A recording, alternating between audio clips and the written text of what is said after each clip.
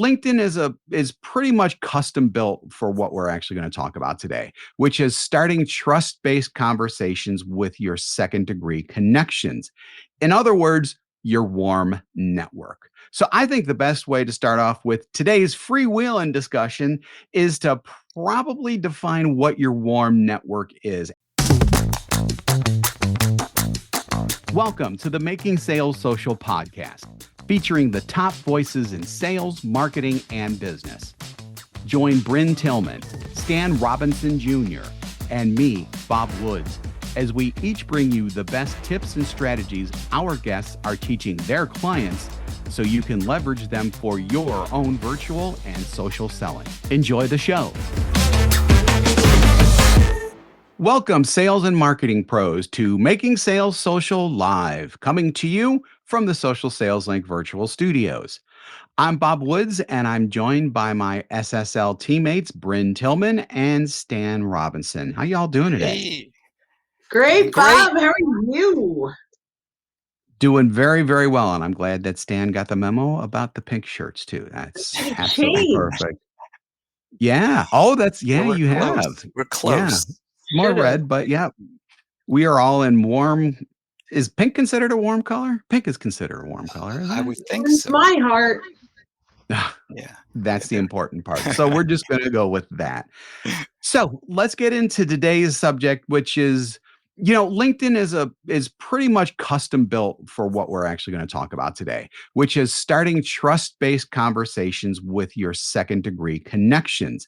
In other words, your warm network. So I think the best way to start off with today's freewheeling discussion is to probably define what your warm network is. And if you're on LinkedIn, no matter how few or how many connections that you have, you do have a warm network. Isn't that right, Bryn? It is. And, we talk about the warm network is really your first and your second degrees, right? So your first degrees are the people that you are connected to, and mutually connected. You can't have a one-way first degree connection, right? So you've asked them to connect and they said yes, or they've asked you and you said yes. Your second degrees are your friends of your friends, right? They're your connections of your connections. And often salespeople look at those second degrees and think, oh, this is a great list to cold call. But really, we don't want to be out cold calling these folks. These are our friends of our friends. So we're going to talk today, as Bob mentioned, on ways that we can start these trust-based conversations with our friends of our friends on LinkedIn. So I'm really kind of excited about that. Stan, do you want to add anything to this?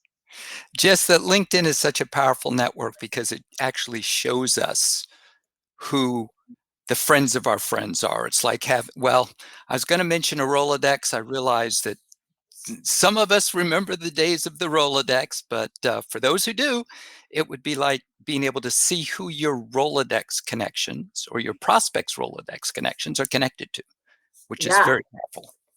I don't care who doesn't know what a Rolodex is. It's one of my favorite analogies. So I love it. Yeah. So Bryn, why don't you tell your Rolodex story real quick? Because I do think it applies here. Yeah. I mean, I started in sales in 1990, right out of college, and I worked for Dun & Bradstreet, and I started in an inbound call center, taking 100, 120 calls a day. Then I went to an outbound call center where I got my cold calling chops. I absolutely did my fair share of cold calling, but I fell in love with sales when I made it to the field. And I did not love the cold calling part. It was worth it to build the relationships at the time, but I really wished there was another way. And I recall sitting across from a client staring at, thank you, Stan, his overflowing Rolodex, thinking if I could get my hands on that for 20 minutes, I could identify who he knew that I wanted to meet, ask for introductions, and I wouldn't have to cold call again. But this was 1992, and it wasn't exactly politically correct to say, hey, Mr. Client, can I thumb through your address book? But to your points, right? Like, this is what we have with LinkedIn. It's the ability to search and filter our connections. And it's so powerful because, when we're cold calling, that's pretty much as low bar as we can come into somebody's radar, right, as a cold call. But if we come in through a shared connection, a referral, or even with permission to name drop a shared connection, we're starting these conversations at a much higher level of credibility. Therefore, to your point, Bob, we're starting those conversations from a trust-based perspective. And that's so important. The trust-based perspective when you get these relationships started, because with a cold call, you do have a chance of starting a relationship. And there are people who are very good at doing that at cold calling. Most of us aren't. Most of us don't like to do it. So why do it essentially? Why not use LinkedIn and second degree connections through a referral, through some of the ways that we're going to be talking about from a first degree connection, to get to these people who you think you can honestly help with your product or service, and then start that non-salesy initial conversation to see if there is in fact something there that you can actually help them with. Yeah, so the question normally pops up now is like, well, how do I start a non-salesy conversation when I want to pitch my stuff, right? And that that's the now typical conversation. And so I just want to start with leading with value, earning the right to get this new person interested in having a conversation. And a lot of this stems from, you have to make sure that your profile is positioned as you as a thought leader and a resource, because they're going to vet you right away. The first thing they're going to do is click through and read your profile. And yes, you came in through credibility because of your shared connection, but they're still taking a look at, do I really want a conversation with this person? So the profile is really an important piece here. The next thing is, how are you starting the conversation? You're going to say, Stan, thanks so much for connecting. Bob had such great things to say. He thought it made sense for us to chat.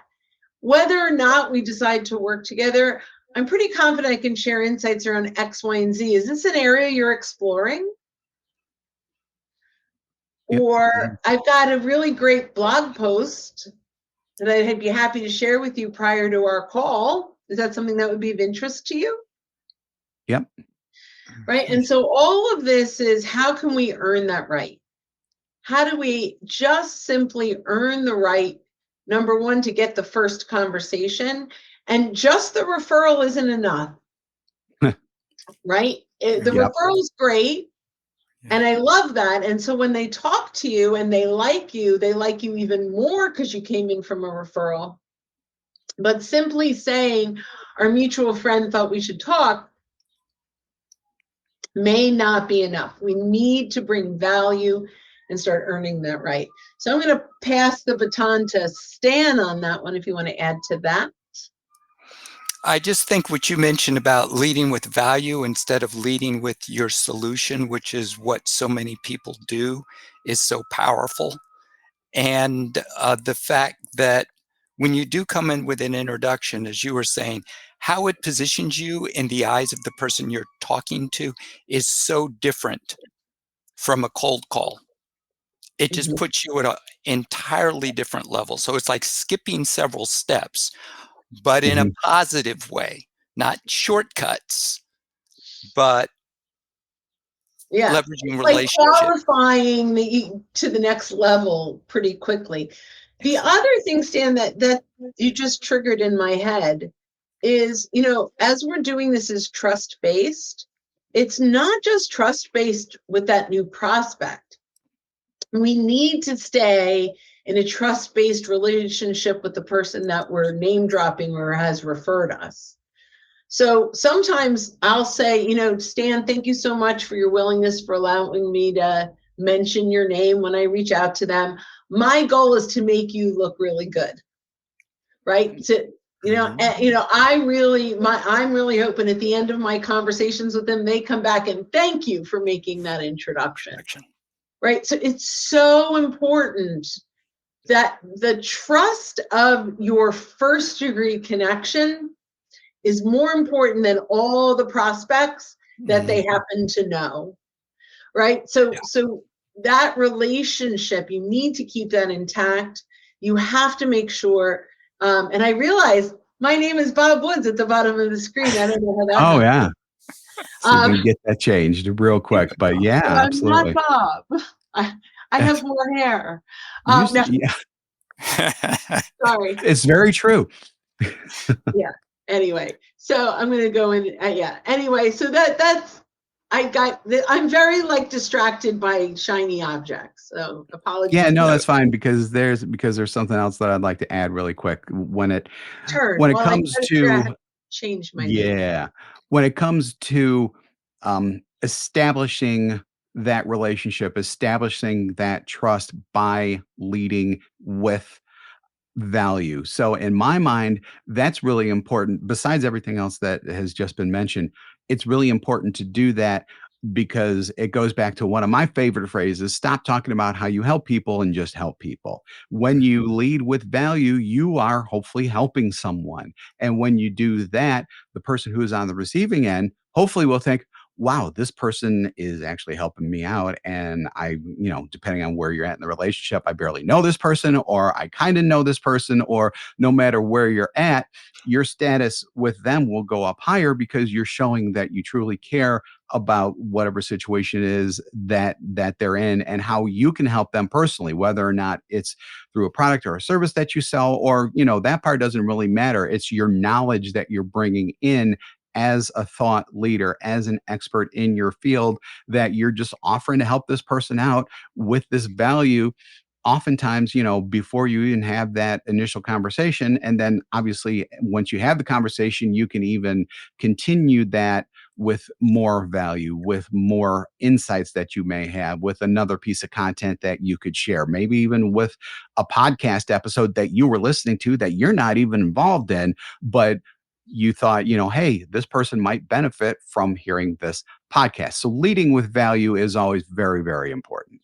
Mm-hmm. And just to piggyback on that, because that's brilliant, is value is in the eyes of the consumer of the content, Yes. not in the sharer of the content. 100%. Yep. Right. So true. Yeah, Stan, talk about that a little bit. It's funny. I was gonna mention something. I'll come back to that, but I had a thought that I didn't want to totally forget about here. What you mentioned earlier about the importance of the person giving the referral is so powerful because that's easy to forget. And one of the main reasons that people are reluctant to make introductions is because they're not sure if you're going to make them look good or look bad. Yeah. So if you already have the relationship and you take the trouble to reassure them that my goal is to make you look good, that helps to set them at ease. Yes. So that is something that I just wanted to mention. Now, if you want to, while I was saying that, I just forgot what you asked about value. So bring me back to that, because I went, I chased the shiny object right there. But you did a very important one, and I don't even remember what we said. So we'll play it back later and have you put it in show notes. I don't know. Exactly. So we could keep moving on, and then maybe one of us will remember. But I also want to share the trust-based side of things, because salespeople don't have the best reputation out there, right? Because in the words of our friend Larry Levine, they can smell commission breath even over Zoom, right? Like, unfortunately, so many people are so hungry to make the commission that they forget about the solution. They forget about what matters. So one of the things on LinkedIn that we say all the time is detach from what the prospect is worth to you and attach to what you are worth to the prospect.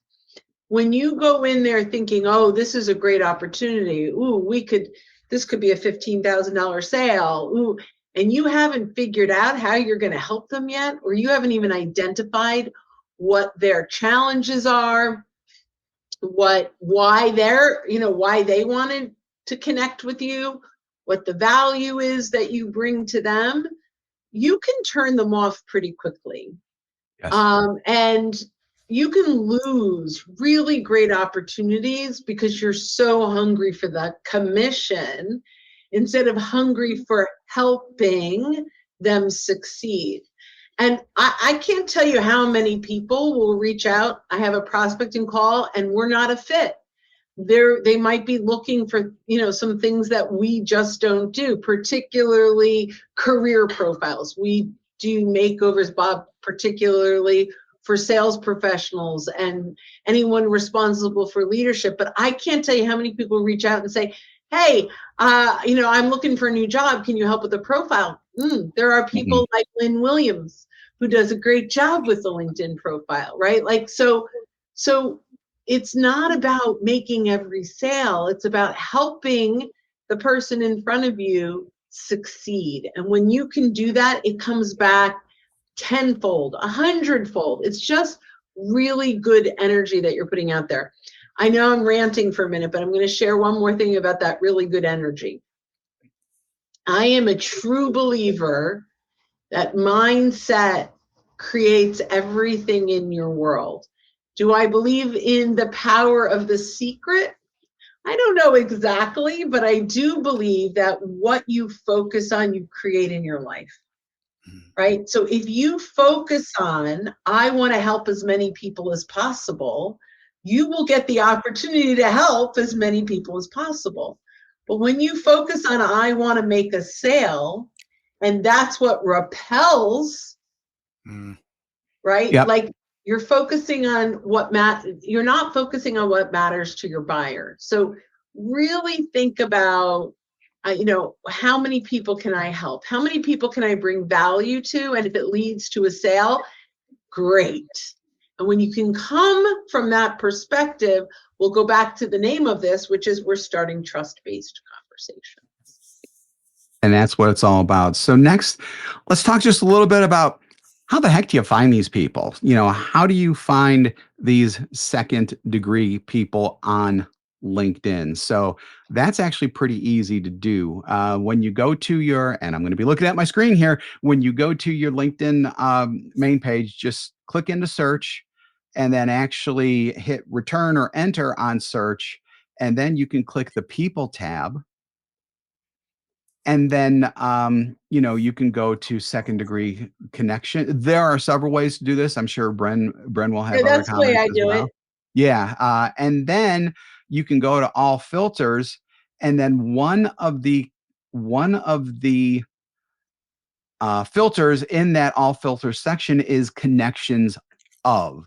So you can type in a particular person who you jive with pretty well, and this person may be able to provide me with some connections. So you start typing their name in, it'll pop up. You can only obviously do this with first degree connections, and then you can show results. You can also use some of the other filters in that all filters area to really narrow down your search more if you want to as well. From then you'll get some results. You can look through those results and see who you want to meet, and then Bryn's going to take it from here with the strategy, with the way to actually approach someone and ask for referrals. Okay, sure. Yeah, you like how I did that? And then I'm going to toss it to Stan to talk about how to do it in Sales Navigator. But Yeah, that's great. but ultimately, here's the goal, right? I search Bob's connections. He's connected to 27 people that I want to meet based on location, title, industry. And I say, hey, Bob, I really am so glad we've been able to help you do X, Y, and Z. I hope you don't mind. I know you're connected to quite a few people that I'd love to get in front of. Do you have 5 minutes where I can quickly run these names by you? Now, I notice I did not say, hey, can you introduce me to all these people? I just want to have a quick conversation. So, Bob, thanks for jumping on a quick Zoom. I'm going to run through these names real quick. You let me know who on this list should I not reach out to? Right? If I say, who should I reach out to? I'll get 2 or 3. If I say, who should I not reach out to? He'll take out 2 or 3. So, go through, yeah, that's fine. I don't really know them, but you could reach out. Okay. And then, oh, yeah, she's great. Oh, how do you know her? Great. So now I have notes. I know who Bob knows the most from that list. And I can either say, based on these 9 people, is there anyone on this list you feel comfortable introducing me to? I no longer do that. What I say is, thank you so much for your insights around these folks. When I reach out, can I tell them that we chatted, that you're my client, and that you said hello? Sure. So now I reach out, Stan, Bob Woods and I were chatting the other day. He says hello. I've worked with him for the last 16 months on X, Y, and Z, and he thought I could bring some value around A, B, and C. If you're open, let's connect. Then we connect. Stan, thanks for connecting based on Bob Wood's recommendation. I'd love to loop you in a little bit about X, Y, and Z and A, B, and C. And even if we don't work together, I'm confident I could bring insights around LMN, right? Please let me know your preferred way of scheduling. If it happens to be via calendar link, here's mine. And then we schedule. Now, remember, the goal is not to sell Stan when we get on the call. The goal is, Stan, thanks so much for jumping on the call. Here's a little bit of how we were working with Bob. Tell me a little bit about what's going on around X, Y, and Z, and I'm happy to bring some insights and even some actionable steps that you can implement, even if we never work together. Oh, okay, yeah, so now I do 1 or 2 discovery questions, and then I add value. Don't do a whole list of discovery questions and then not bring value when you promised value. Yes. Right? So you ask a question, you can go 1 deeper on it, and then provide insights. And then test. So Stan, does that resonate with you? Does that align with what you're seeing? Do you see how that could be helpful? Would you like me to go a little deeper into how you could do that? Right? And so at the end of this, I want Stan's head to be going, oh my gosh, this was brilliant. Right? That I taught him new things that he could implement even without me. And then, so now you may say, well, how do I turn this into a sales call? This is where I think it can be incredibly dangerous if you do it the wrong way, but it can be very effective if you do it the right way. So I go through this and I'll say, and keep in mind what you're about to hear is permission-based. Stan, thanks so much for sharing that with me. Here was some of the things that we talked about. Here are the takeaways that you mentioned that you thought were very valuable. This really reminds me of a client that we worked with a couple of years ago. Can I tell you that story? Yeah. And now I'm moving it from providing value. It's not a bait and switch. I'm not jumping into my sales pitch. I'm asking permission to tell a customer story. And when they say, okay, I tell the story. I've practiced the story. If you're in sales, this is get your stories down. I've got my stories down. I can do them, inside and out, upside and down. Some of them are 7, 8 years old, but they're good and they work. So I keep telling them, right? So you have your stories. And if you don't have stories, go talk to your CEO or go talk to other salespeople. You can use their stories. It doesn't have to be your story. It has to be a story that's connected to the solution your company brought to the table. So for new sales reps, just go collect other stories. Can I tell you, this reminds me a lot of a client that our company worked with. Can I tell you that story? It's that simple, right? So now we tell the story, and at the end of that story, and you're getting like, oh, that's interesting. Hopefully you're getting that engaged, and it's just not a one-way storytelling moment. And at the end, to say, hey, Stan, I don't know if this is of interest to you, but would you be open to exploring how we might be able to help you the same way? And it's just permission-based. And I'm taking like, hey, I don't know if this is right for you, but are you open to exploring? At that point, because you've built that trust, because you've built that value, you've earned the right for them to listen to how you can help. Yeah, exactly. Yeah, very good. Very good. So Stan, let's talk about really quick about Sales Navigator and doing it in Sales Navigator. I have one thought to wrap things up, and then we'll wrap up the show.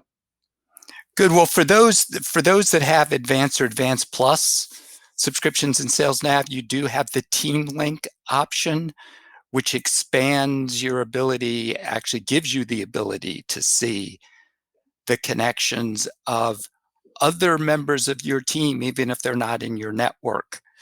So that is extremely powerful. Then you can ask them for introductions. And there's even a version called Team Link Extend for those with a higher level subscription, such that even if someone is not on Sales Navigator, as long as they allow you to, you can see their network as well. So lots of ways to expand your network, get warm introductions. Yeah, absolutely. So we've talked everything about being one way before. So when it comes to actually the initial conversation when you're with that first degree and you want to get with that second degree, also offer to do the reverse of what you're asking for, and then, you know, give them access to your second degree network, although you don't have to give them, they'll already have it, but still do that so that they can look through your network and then they can ask for the same thing that you're asking from them. So definitely give reciprocity here. You can even show them, especially if you're on a Zoom or even if you're in person, you can show them how to do that on LinkedIn through the method that we talked about before. It's really simple to do. You're probably also going to teach them something about LinkedIn that they didn't even know they can do on LinkedIn. So Bonus. your credibility is going to go up with them as well.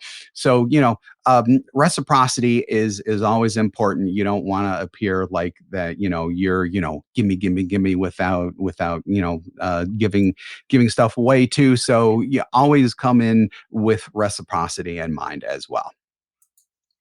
Fabulousness. All right, Bob, take us in for a landing. We are going to land here. So thanks again for joining us for this episode of Making Sales Social Live. If you're with us live on LinkedIn or any of the other socials that we go out to right now, we do this every week, so keep an eye out for our live sessions.